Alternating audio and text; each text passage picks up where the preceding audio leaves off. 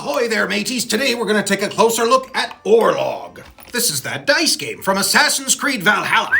And though I haven't played the video game, I hear it's the same experience. You each start with 6 dice, 15 health, a plastic bowl, and the 3 suggested God favor cards. They look more like tokens to me. This is a 2-player battle, so flip to see who goes first. Oh look, me.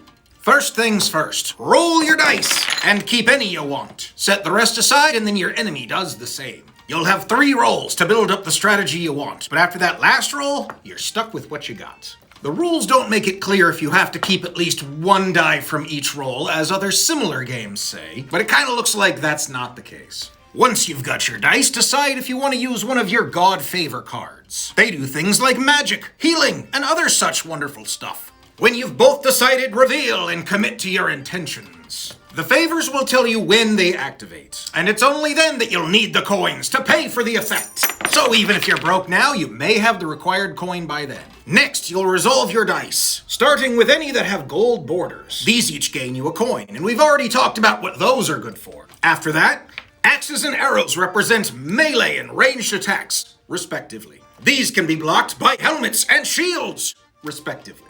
Just discard them both. But any unblocked attacks do direct damage to your health and drains your pile of rocks, which, if empty, means death, mate.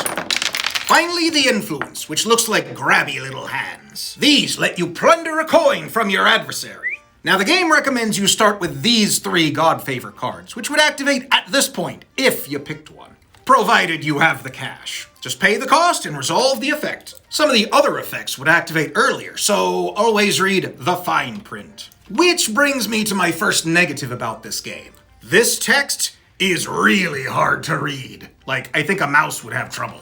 And the reference sheet provided is only slightly better. So I recommend heading to ye old BoardGameGeek and grabbing some reference from their files section, as always. The rulebook is also small print, and it is not very helpful. This can be very frustrating after buying a mini-game from a video game for about the same amount. And having not played the video game myself, I did rely on the internet for clearer rules. As for gameplay, it seems the thing to do is to focus on gaining maximum coins, which will allow you to play devastating God favor strikes, which are way more effective than the little nickel and dime damage you get from arrows and axes. But hey, that's just me. And a lot of other people on YouTube. Aye, bulk up that cash and let Thor lead you to victory. So the gold-bordered dice and the little grabby hands are your best bet. Anyway, that's Orlog, mates. Time for more mead. Yeah!